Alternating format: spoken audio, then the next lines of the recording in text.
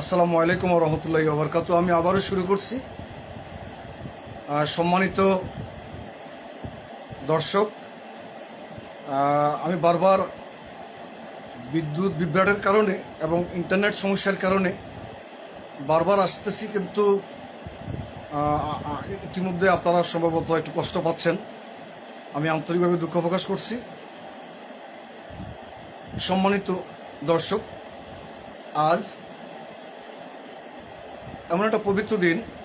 এই দিনে জন্মগ্রহণ করেছিলেন সমগ্র বিশ্বজাহানের বাদশাহ আমাদের নবীজি হুজুর পাক সাল্লাল্লাহু আলাইহি ইসলাম। ওনার পবিত্র জন্মদিনে আমাদের আগামী দিনে বাংলাদেশে বয়ে আনুক সুখী, সমৃদ্ধ, শান্তিপূর্ণ একটা দেশ, জাতি, রাষ্ট্র। আমি আপনাদের সামনে আজকে খুব বেশি কোনো বক্তব্য রাখতে চাই না। আমি সমগ্র বাংলাদেশের দেশপ্রেমিক নাগরিককে আজকের এই পবিত্র দিনে সালাম, শুভেচ্ছা জানাই এবং আপনাদের কাছে আমি দোয়া প্রার্থনা করছি। আসন্ন জাতীয় সংসদ নির্বাচন 26 সংসদীয় আসন নোয়াখালী 2 শানবাগ সোনাইমুড়ি, এই আসন থেকে বিগত 50 বছরের রাজপথের কর্মী হিসাবে, বিশেষ করে গত 18 বছরের সর্বোচ্চ ত্যাগী কর্মী হিসেবে এই আসনে নির্বাচনে সংসদস্য পদপ্রার্থী হওয়ার বিষয়ে ইতিপূর্বে আমি ঘোষণা দিয়েছি।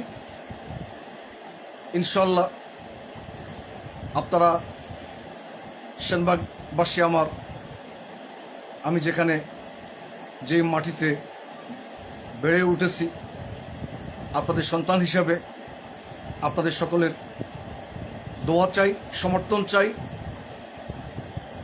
আমার নির্বাচনী কাফেলায় আপনাদের সকলের অংশগ্রহণ, সক্রিয় অংশগ্রহণ এবং সংগতি কামনা করি। আজকে আমার ব্যক্তিগত ব্যাপারে এবং নির্বাচনী আসন নিয়ে কোনো কথা বলবো না। আজকে আমার বক্তব্য হচ্ছে মূলত যে এই যে একটা জাতীয় সংসদ নির্বাচন, এই নির্বাচনটি শুরুতেই আমাদের দল বিএনপি দ্রুত নির্বাচনের কথা বলে আসছিলেন। তো দ্রুত নির্বাচনের কথা বলার কারণে দেশি বিদেশি দেশ বিরোধী ষড়যন্ত্রকারী চক্র ট্র্যাক দিয়েছেন যে এটা বিএনপি ভারতীয় আধিপত্যবাদের সঙ্গে কণ্ঠে কণ্ঠ মিলিয়ে নির্বাচন চাচ্ছে। বিভিন্নভাবে বিএনপিকে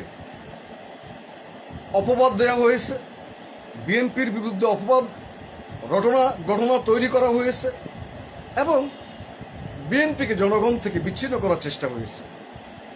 বিএনপি নির্বাচন চায় কেন? নির্বাচন চাইলেই সাম্রাজ্যবাদী, উপনিবেশবাদী, গণহত্যাকারীদের দালাল, এইভাবে বিএনপিকে ট্র্যাক দেওয়ার চেষ্টা করা হতো।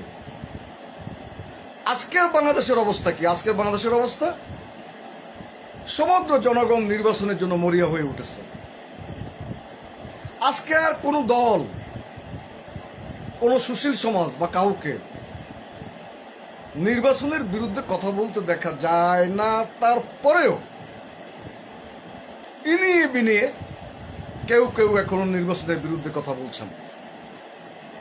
আমি মাঝখানে একটা কপিও দিতে চাই।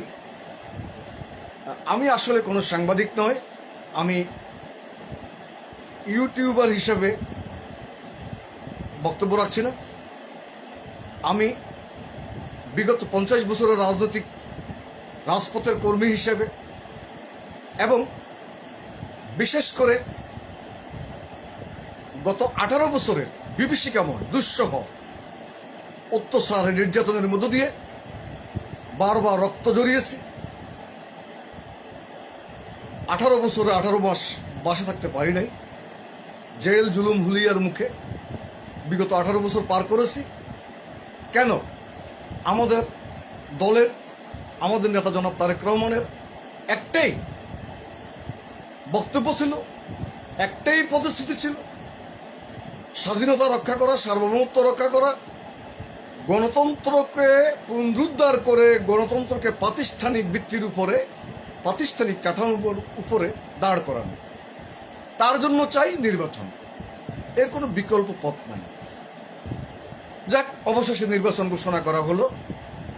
কিন্তু একটা বিষয় আমরা লক্ষ্য করছি, নির্বাচন ঘোষণা করার পর, আমি যে কথাটা বলতে গিয়ে, যে আমি কোনো ইউটিউবিয়ান নয় বা সাংবাদিক নয়, যেহেতু আমি রাজপথের কর্মী, মাঠের কর্মী, আমার বক্তব্য, আমার আলোচনা রাজপথের কর্মীর মতোই হবে। সেক্ষেত্রে আপনারা যদি সুললিত কণ্ঠের কোনো ইউটিউবার বা সাংবাদিকের মতো আমাকে আমার বক্তব্য আশা করেন, সেটা বোধহয় আমি দিতে পারবো না, এই ব্যর্থতা আমার থাকতেই পারে। আমি রাজপথের কর্মী, আপনাদের সামনে আমার আজকের উপস্থাপন বা যখনই সামনে আসব, আমার উপস্থাপন, আমার বক্তব্য, আলোচনা এভাবেই হবে, যা আমি গত 50 বছরে অভ্যস্ত। আর একটা বিষয়, শারীরিক কিছু সমস্যা রয়েছে। 19 জুলাই 24 শুক্রবার ছিল, সেদিন আমি মারাত্মকভাবে আহত হয়েছি। আমার বাম সাইড এখনো অবশ পায়, হাঁটতে সমস্যা হয়, এবং এই বাম সাইডের কারণে আমার যে সার্ভাইকেল সিস্টেম, এটার মধ্যে সমস্যা থাকায় অনেক সময় কথা বলতে আমার মুখ বাঁকা হয়, জিহ্বায় কথা অনেক সময় বাজে। বিষয়টাকে আপনারা ক্ষমা সুন্দর দৃষ্টিতে দেখবেন। তো আমার বক্তব্যের বিষয় হলো যে নির্বাচন অবশেষে ঘোষণা করা হলো, তারিখ, নির্বাচনের রোডম্যাপ ইত্যাদি, কিন্তু এই পর্যন্ত আমি একটা মানুষ পেলাম না যেই মানুষটা এই কথা বলে যে আমি নিশ্চিন্ত নির্বাচন হচ্ছে। প্রত্যেকটা মানুষের মধ্যে একটা সংশয়, সংকট, একটা সন্দেহ কাজ করছে। এই সন্দেহ, সংশয়, সংকটের কারণ কি? এই সন্দেহ, সংশয় দূরীভূত করার উপায় কি? আমার বক্তব্য আজকে এই নিয়ে আমি দুইটা কথা বলতে চাই। সম্মানিত দর্শক, প্রথমত জনগণের মধ্যে নির্বাচন নিয়ে সন্দেহ, সংশয় কেন কাজ করছে, তার পিছনে নৈপথ্য ইতিহাস কি? তার পিছনের নৈপথ্য ইতিহাস হলো, ব্যাখ্যায়িতভাবে বলতে গেলে বিশদ লম্বা হবে, কাজেই আমি বিশদ লম্বা করতে চাই না। কখনো কেউ বলছে পিআর পদ্ধতি, যে দেশের মানুষের মধ্যে 90% নয় 98% মানুষ পিআর পদ্ধতি বুঝে না। যাক, অবশেষে তাদের নায়েবে আমির তাহের সাহেব বললেন যে জনগণের যদি সমর্থন না থাকে তাহলে আমরা পিআর পদ্ধতি থেকে সরে আসব। এতদিনে অরিন্দম কহিল বিষাদে। হ্যাঁ, তাহলে এই যে এই পিআর করে জনগণের মধ্যে যে সন্দেহের দানা তৈরি করা হলো, পিআর পদ্ধতি ছাড়া নির্বাচনে যাবে না, পিআর পদ্ধতি না হলে নির্বাচন হবে না, পিআর পদ্ধতি না হলে কি হবে আমরা জানি না, এই যে এই সমস্ত বক্তব্য এবং বিভ্রান্তি ছড়িয়ে জনগণের মধ্যে যে সংশয়, সংকট, সন্দেহ তৈরি করা হলো, সেই জিনিসটা কেন করা হলো, কারা করলেন? তাহলে তাদের রাজনৈতিক, আদর্শিক, ইমানদারিত্বের চরিত্রটা কি একটু বোঝার চেষ্টা করুন। যারা বলে সৎ লোক, এক কথার লোক, ইমানদারিত্বের লোক, মানে যখন যেটা প্রয়োজন, প্রয়োজনে সেটাই বলবে, কোনো নীতি নৈতিকতা নেই। যাক, ইতিমধ্যে কেউ বলছে জাতীয় নির্বাচনের আগে স্থানীয় নির্বাচন, কেউ বলছে গণপরিষদ নির্বাচন, কেউ বলছে আগে বিচার পরে নির্বাচন, কেউ বলছে আগে সংস্কার পরে নির্বাচন। গণহত্যাকারী পরাজিত শক্তি স্বৈরাচারী হাসিনা বলতেন আগে উন্নয়ন পরে গণতন্ত্র, আগে উন্নয়ন পরে নির্বাচন। আর এখন কতিপয় দেশি বিদেশি বিভিন্ন গুপ্ত সংস্থার গুপ্ত বাহিনী কর্তৃক প্রতিষ্ঠিত বর্ণচোরা গুপ্ত সাংবাদিক, গুপ্ত রাজনৈতিক নেতাকর্মী এক এক সময় এক এক রং ধারণ করে ছদ্মবেশে বিভিন্নভাবে সামাজিক মাধ্যম, বিভিন্ন যোগাযোগ মাধ্যমে বিভিন্নভাবে অপপ্রচার ছড়িয়ে যাচ্ছে। জাতীয় নির্বাচনের আগে অন্য কোনো নির্বাচনের প্রশ্নই আসে না। আগে তো গাছ, পরে তো ফল। আপনি গাছের আগে ফল চাইতে পারেন কি করে? তার মানে এটা একটা ভণ্ডামি, জাতির সাথে তামাশা, মুনাফিকি, ইত্রামি, ফাজলামি। মানে নির্বাচন না হলে এখন যে অবস্থায় আছে, ওনারা যে মজা লুটতেছেন, ঘুষ দুর্নীতির বাণিজ্য করতেছেন, দেশে যে মব রাজত্ব তৈরি করতেছেন, এইসব করার জন্য আরো দীর্ঘায়িত সময় পেলে ওনাদের পকেট ভারী হবে, ওনাদের আখের গোছাতে সুবিধা হবে। এই কারণে তারা নির্বাচন নিয়ে বিভিন্ন রকম সন্দেহ সংশয় তৈরি করছেন, বিভিন্ন রকম বয়ান তৈরি করছেন, বিভিন্ন ন্যারেটিভ তৈরি করছেন যে নির্বাচন হবে না বলে এক ধরনের অপপ্রচার, এক ধরনের সন্দেহ, গুজব সমাজের মধ্যে তৈরি করে দিচ্ছেন। অতএব এই সমস্ত গুজবে সম্মানিত দর্শক, সমগ্র দেশপ্রেমিক নাগরিকদেরকে আন্তরিকতার সাথে অনুরোধ করব, আপনারা মন থেকে সন্দেহ সংশয় দূরীভূত করে নির্বাচনের প্রস্তুতি নিন। ইনশাল্লাহ আল্লাহর রহমতে নির্বাচন হবে, এতে কোনো সন্দেহ নেই।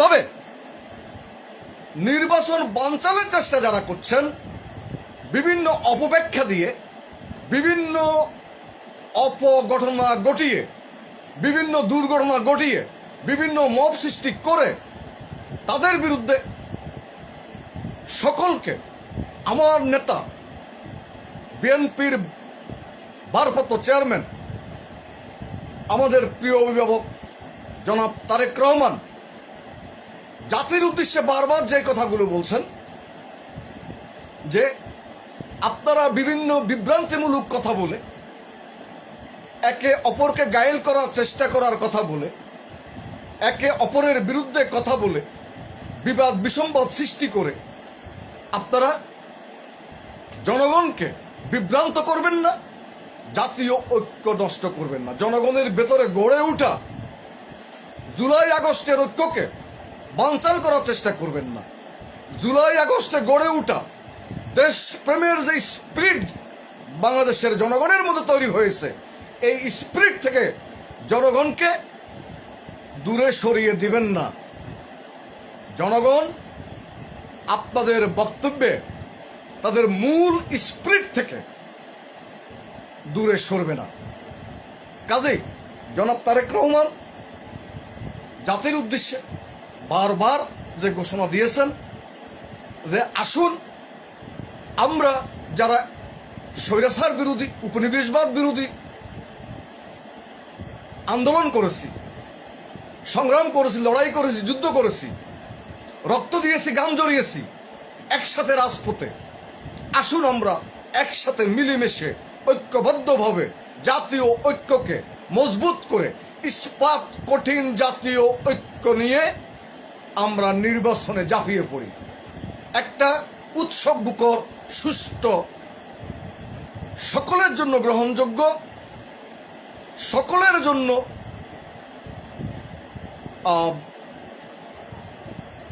সবাই যেন এই নির্বাচনে অংশগ্রহণ করতে পারে, আনন্দ উৎসব মুখর পরিবেশে নির্বাচন যেন আমরা করে আসতে পারি, তার জন্য সেই পরিবেশ সৃষ্টিতে একে অপরকে আমরা সহযোগিতা করি। পাশাপাশি সরকারকে এ ব্যাপারে বলিষ্ঠ ভূমিকা রাখতে হবে, সরকারকে এ ব্যাপারে অত্যন্ত গঠনমূলক ভূমিকা রাখতে হবে। আমাদের নেতা জনাব তারেক রহমান যে কথা বলেছেন যে জাতীয় ঐক্যের মধ্য দিয়ে যদি আমরা একটা নির্বাচিত সরকার গঠন করতে চাই, তাহলেই এদেশে গণতন্ত্র প্রতিষ্ঠা সম্ভব এবং রাষ্ট্রীয় মালিকানায় জনগণের হিস্সা জনগণের হাতে তুলে দেওয়া সম্ভব। রাষ্ট্রীয় ক্ষমতায়, রাষ্ট্রীয় মালিকানায় জনগণের অংশীদারিত্ব জনগণের হাতে পৌঁছে দেওয়া সম্ভব, সেটা একমাত্র নির্বাচনের মাধ্যমে এবং নির্বাচনের মাধ্যমে, এর অন্য কোনো বিকল্প নাই। এবং জনাব তারেক রহমান ঘোষণা দিয়েছেন যে জনগণ যদি আল্লাহর রহমতে জনগণ যদি বিএনপির উপরে আস্থা রাখে, দানের শিশির উপরে আস্থা রাখে, শহীদ প্রেসিডেন্ট জিয়াউর রহমানের আদর্শ এবং ম্যাডাম জিয়া এবং আমাদের অভিভাবক জনাব তারেক রহমানের নেতৃত্বের প্রতি আল্লাহর রহমতে জনগণ যদি আস্থা রাখেন এবং বিএনপি যদি সংখ্যাগরিষ্ঠ আসন পায়, সেই ক্ষেত্রেও বিএনপি এককভাবে সরকার গঠন করবেন না। বিএনপি বিগত 18 বছরের রাজপথে থাকা সকল স্বৈরাচার বিরোধী রাজনৈতিক শক্তি, সামাজিক শক্তিকে নিয়ে একটি জাতীয় সরকার গঠন করার অভিব্যক্তি প্রকাশ করেছেন।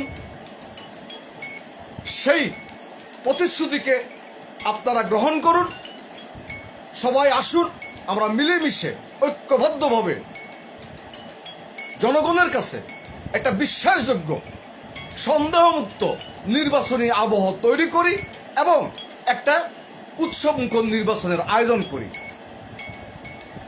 এই বিষয়ে আমার বক্তব্য আর বাড়াবো না। এইবার আমি নির্বাচন প্রক্রিয়া সম্পর্কে নির্বাচন কমিশন কর্তৃক যে বক্তব্য এসেছে সেই নিয়ে দুটি কথা বলতে চাই। যে ভোটার প্রতি 10 টাকা একজন প্রার্থী খরচ করবেন, এটার কোনো ক্রাইটেরিয়া, কোন স্কেলিং এ এটা আমার বোধগম্য নয়। আমি যেটা মনে করি, নির্বাচন কমিশন যেই কাজটা করতে পারেন সেই কাজটা হলো একটা আসনে যে কয়জন প্রার্থী হবেন প্রত্যেক প্রার্থীর ছবির সামনে তার মার্কা, স্বতন্ত্র হলে স্বতন্ত্রের মার্কা এবং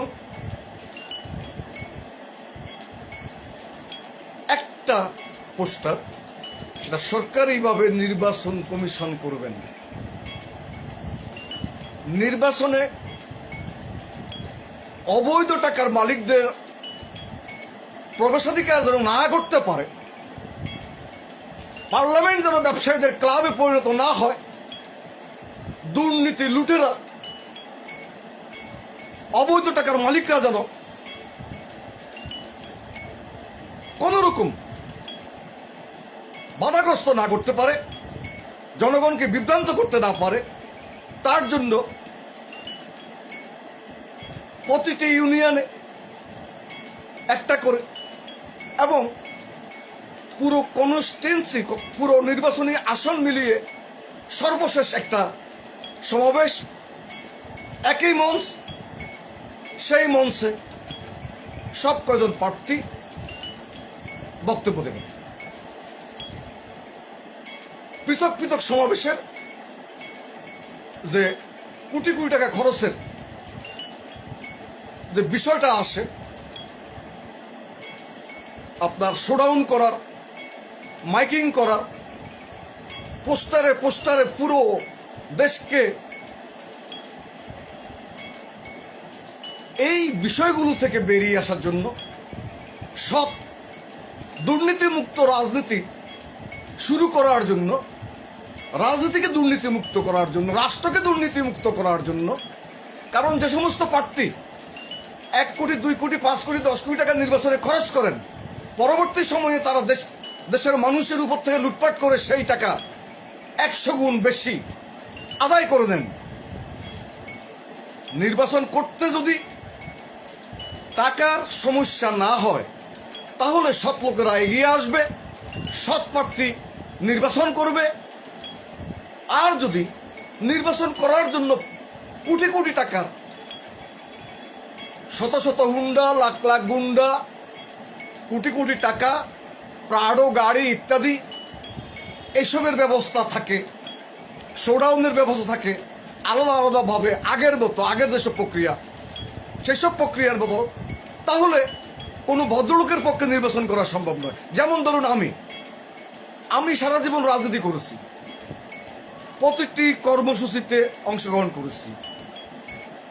তো আমি তো ব্যবসা করি নাই, আমি তো কোটি কোটি টাকা কামাইতে পারি নাই, আবার চাঁদাবাজিও করি নাই, দুর্নীতি করার তো প্রশ্নই উঠে না। আমি নির্বাচনে প্রার্থী হলে আমি একজন অবৈধ ব্যবসায়ীর সাথে অবৈধভাবে টাকা কামিয়ে কালো টাকার মালিকের সাথে যদি আমাকে প্রতিযোগিতা করতে হয়, আর মানুষ যদি টাকার দিকে দাবিয়ে পড়ে, সেই ক্ষেত্রে আমাদের যে পরিবর্তিত রাজনৈতিক নতুন বাংলাদেশ, আমাদের যে পরিবর্তিত রাজনীতির দাবি, সময়ের দাবি, সময়ের আহ্বান, আমাদের দেশকে একটা পরিবর্তিত রাজনৈতিক আবহাওয়া তৈরি করা, জাতিকে একটা পরিবর্তিত রাজনৈতিক ব্যবস্থায় নিয়ে যাওয়া, এই সব কিছুই বিফল হবে যদি আমরা নির্বাচনে কালো টাকার ব্যবহার এবং ব্যবসায়ীদেরকে এবং সন্ত্রাসী চাঁদাবাজদেরকে বিভিন্নভাবে সমাজের মানুষের কাছে ঘৃণিত, ধিক্কৃত, সমাজের মানুষের উপরে অপকর্ম করেছেন, দেশের উপরে লুটতরাজ করেছেন, অপকর্ম করেছেন, এইরকম প্রার্থীদেরকে যদি মনোনয়ন দেয়া হয়, সেই ক্ষেত্রে আমাদের সকল আশা আকাঙ্ক্ষার স্বপ্ন ধূলিসাৎ হয়ে যাবে। আমাদের নেতা জনাব তারেক রহমান এই ব্যাপারে বারবার বলেছেন। আমাদের নেতা জনাব তারেক রহমান বারবার বলেছেন, রাজনৈতিক দলকে, রাজনীতিকে টাকা কামানোর মেশিন হিসাবে ব্যবহার করতে দেয়া যাবে না। রাজনৈতিক দল রাজনৈতিক পদবি দিয়ে চাঁদাবাজি, সন্ত্রাসী, জবরদখল এইসব যারা করবেন, ইতিমধ্যে সহস্রাধিক লোককে আমাদের নেতা বহিষ্কার করেছেন। এ ব্যাপারে আমি অতীতেও বলেছি। তো শুধু বহিষ্কারের ক্ষেত্র নয়, এমন অনেক আছে যাদের ইতিহাস আমরা খুব কম জানি, যাদের কেলেঙ্কারির ইতিহাস আমরা অনেকেই জানি না, তারাও লুকিয়ে আছেন আমাদের মধ্যে। সৎ, ত্যাগী, নির্লোভী, ব্যক্তিগত সুখ ভোগ বিলাসকে যারা দূরে রেখে শুধুমাত্র জনগণের খাদেম হিসাবে, শুধুমাত্র জনগণের সেবক হিসাবে কাজ করবেন, তাদেরকে চিহ্নিত করে এলাকায় পাঠান, তাদেরকে সংকেত দিয়ে দিন। এবং যারা এমপি হলে পরে বা জনগণের কোনো জায়গায় নির্বাচিত হতে পারলে জনগণের মাথা ফাটিয়ে জনগণের অর্থ লুণ্ঠন করবেন, ওই জনপদকে বিপদগামী করবেন, সেই সমস্ত লোককে দল থেকে চিহ্নিত করে দূরে রাখুন। এবং জনগণের আস্থা বিশ্বাসেতে বাড়বে। আমি বিশ্বাস করি আল্লাহ পাক রাব্বুল আলামিন শহীদ প্রেসিডেন্ট জিয়াউর রহমান বীরুত্তমের প্রতি এবং ওনার প্রতিষ্ঠিত দলের প্রতি আল্লাহ পাক রাব্বুল আলামিনের অশেষ রহমত আর হয়েছে। এবং আমাদের মধ্যে বিগত দিনে জামাতের কিছু লোক ঢুকে পড়েছিল, তারাই 5ই আগস্ট পরবর্তী সময়ে বিভিন্ন অপকর্ম করে আমাদের উপরে, আমাদের দলের উপরে তার দায়িত্ব চাপিয়ে দিয়ে আমাদেরকে জনগণ থেকে বিচ্ছিন্ন করার চেষ্টা করেছিলেন। তারাও সেই চেষ্টায় বিফল হয়েছেন ইনশাল্লাহ। জনগণ জানে, যারা সত্যিকার অর্থে ছাত্রদল করেছেন, যুবদল করেছেন, মনে প্রাণে বিএনপি করেন, শহীদ জিয়ার আদর্শকে ধারণ করেন, লালন করেন, পালন করেন, তারা কখনো দুর্নীতিবাজ হতে পারেন না, চাঁদাবাজ হতে পারেন না, তারা কখনো জবরদখল করতে পারেন না। যারা বাহির থেকে আসছে বিভিন্ন সময়ে 90 থেকে শুরু করে আগে পরে, এবং বিশেষ করে জামাত নেতাদের বিচার, তথাকথিত বিচার শুরু হওয়ার পর, জামাত যখন নিষিদ্ধ হওয়ার ওই সময়ে তাদের একটা অংশ আওয়ামী যুবলীগ, ছাত্রলীগ, আওয়ামী লীগে গিয়েছেন, সেখানে হেলমেট বাহিনী হয়ে আমাদের উপরে আঘাত করেছেন। আরেকটা অংশ আমাদের ভিতরে ঢুকেছেন, যারা 5ই আগস্ট পরবর্তী সময়ে বিভিন্ন অপকর্মের সাথে, চাঁদাবাজি থেকে শুরু করে, আর তাদের উপরের নেতারা সর্বোচ্চ মহলে হাসপাতাল দখল, ব্যাংক দখল, সচিবালয়ের বড় পদ দখল, বিভিন্ন অধিদপ্তর, পরিদপ্তর ইত্যাদি। অথচ সমস্ত চাঁদাবাজির দায়িত্ব, সমস্ত কেলেঙ্কারি দায়িত্ব বিএনপির কাঁধে চাপাচ্ছেন। তারাই আবার বড় গলায় বলছেন যে স্বৈরাচার তাড়িয়েছি, চাঁদাবাজ তাড়িয়েছি। কিন্তু আমরা যদি ঠিকমতো কাজ না করি তাহলে ক্ষমতায় কারা আসবে আবার? আপনারা কি চান আরেকবার চাঁদাবাজ আসুক, স্বৈরাচার আসুক? অর্থাৎ বিএনপিকে ইঙ্গিত করে শফিক সাহেবেরা এই জাতীয় বক্তব্য দেন। অত্যন্ত দৃঢ় চিত্তে সতর্ক করে দিচ্ছি, 71কে বাংলাদেশের মানুষ ভুলে নাই। আপনারা সর্বশেষ চেষ্টা করেছেন 71কে ভুলিয়ে দিতে, 47কে আনতে, 24কে সামনে আরো বড় করতে। 24-এর সৈনিক আমি নিজেও, আমার পুরো পরিবার, আমার বাচ্চারা, সারা বাংলাদেশের মানুষ। 71-এ যেমনি সমগ্র বাংলাদেশের আবাল বৃদ্ধ বনিতা, বৃদ্ধ থেকে শিশু পর্যন্ত অংশগ্রহণ করেছিল, 24-এর জুলাই আগস্ট আন্দোলনেও ঢাকা শহরের কোনো ঘরে মানুষ ছিল না, সবাই রাস্তায় গিয়েছিলেন, এই অভ্যুত্থানে অংশগ্রহণ করেছিলেন। কাজে 24-কে যেমনি ভাবে আমরা কাউকে এককভাবে হাইজ্যাক করতে দিতে পারি না, আবার 71-কে কেউ মুছে দিক সেটাও আমরা চাই না। 47-কে সামনে আনতে চান কি বলে, কোন মুখে? আজকে জনগণের কাছে আমি একটা কথা পরিষ্কার করি, 47 সালে যখন লর্ড মাউন্ট ব্যাটেনের নেতৃত্বে জওহরলাল নেহেরু, কায়েদে আজম জিন্না সহ যখন দেশ বিভাগের প্রস্তুতি চলছিল, পাকিস্তান এবং ভারত বিভক্ত হওয়ার, স্বাধীন হওয়ার প্রস্তুতি লগ্নে, সেই দিনও জামাত নামক এই দলটি, আমি ইসলাম শব্দটাকে ব্যবহার করে ইসলামকে অপমানিত করতে চাই না, কারণ যারা জামাত করে তারা ইসলাম থেকে খারিজ হয়ে যায়। এই জামাতি চক্র সেই 47 সালেও পাকিস্তানের 47-এর স্বাধীনতার বিরুদ্ধে বয়ান করেছিলেন, আন্দোলন করেছিলেন, সংগ্রাম করেছিলেন, পাকিস্তান যেন ভারত থেকে স্বাধীন হতে না পারে, মুক্ত হতে না পারে।